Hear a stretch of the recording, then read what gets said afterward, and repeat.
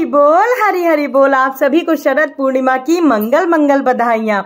और कल से कार्तिक स्नान शुरू हो जाएगा और सभी के घर में माँ तुलसी की और पीपल पखवारी की विधिवत पूजन अर्चन होगी। तो आज आपके समक्ष लेकर के आ गई हूँ पीपल पखवारी की कथा के कहानी के साथ एक कार्तिक महीने की अन्य कहानी। तो चलिए शुरू करते हैं व्लॉग को। हरी बोल। एक बुढ़िया थी, उसने अपनी बहू से कहा तू दूध दही बेच के आ। वह बेचते गई तो रास्ते में कुछ औरतें पीपल पखवारी सींच रही थीं। उनको सींचता हुआ देखकर बहू ने पूछा कि तुम ये क्या कर रही हो। औरतें बोली कि हम पीपल पखवारी सींच रही हैं, इससे घर में अन्न धन होता है, 12 वर्ष का बिछड़ा हुआ पति मिल जाता है। बहू बोली ऐसी बात है तो तुम पानी से सींचती हो, मैं दूध से सींचूंगी। गुजरी बहू रोजाना दूध दही बेचने नहीं जाती, वो रोजाना दूध को पीपल में दही पखवारी में सींच देती। सास दूध दही का दाम मांगती तो कह देती महीना पूरा हो जाने पर दूंगी। कार्तिक का महीना पूरा हो गया। पूनों के दिन बहू पीपल पखवारी के पास जाकर बैठ गई। पखवारी ने पूछा कि तुम मेरे पास क्यों बैठ गई। बहू बोली कि सास दूध दही का हिसाब मांगेगी। पीपल पखवारी बोली कि मेरे पास क्या दाम रखा है, ये भरा डींडा पान पतूरा है, इसको ले जा। बहू ने वही ले जाकर कोठरी में रख दिया और डर के मारे ओढ़कर सो गई। सासू बोली बहू पैसे ला, बहू पैसे ला। बहू बोली कोठरी में रखा है। सासू ने कोठरी खोलकर देखा तो हीरा मोती जगमगा रहा है। सास बोली बहू इतना धन कहाँ से लाई। बहू ने आकर देखा तो सच ही धन भरा हुआ है। बहू ने सास को सारी बात बता दी। सास ने कहा अब की कार्तिक में मैं भी पखवारी सींचूंगी। कार्तिक आया, सास दूध दही तो बेच आती, हांडी धोकर पीपल पखवारी में चढ़ा देती।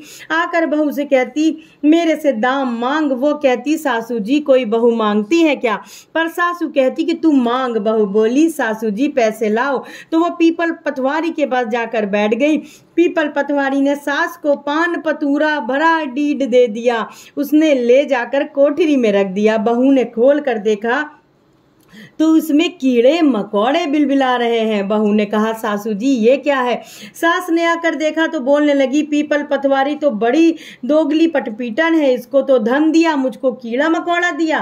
तब सब कोई बोलने लगे कि बहू तो सत की भूखी सींचती थी, तुम धन की भूखी सींचती थी। हे पखवारी माता, जैसा बहू को दिया वैसा सबको दियो, जैसे सास को दिया वैसे किसी को मत दियो। जय जय श्री पखवारी माता, जय जय श्री राधे श्याम। हरि बोल। तो चलिए शुरू करते हैं कार्तिक महीने में सुनी जाने वाली प्रसिद्ध कहानी।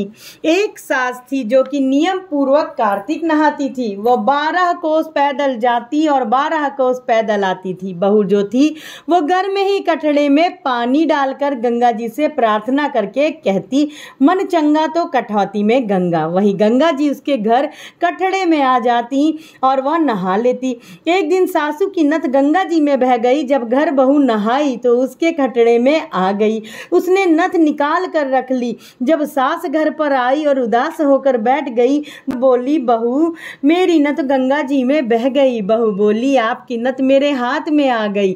सासू बोली कैसे। बहू बोली आप तो 12 कोस पैदल जाओ और 12 कोस आओ। मैं कटड़े में पानी डालकर गंगा जी से प्रार्थना कर कह देती मन चंगा तो कठौती में गंगा। गंगा जी यही घर में ही आ जाती, उसी में आपकी नथ बह आई। मैंने रख ली। जैसे सास को आई किसी को न आईयो, बहू ने आई सबने आईयो। करते सुनते हुकार भर के कहिए हरि बोल। जय जय श्री राधे श्याम। तो ये थी कार्तिक के महीने में सुनने वाली कथा और पखवारी मैया की कथा। दूसरी कहानी दूसरे व्लॉग के साथ फिर मिलेंगे। हरि बोल।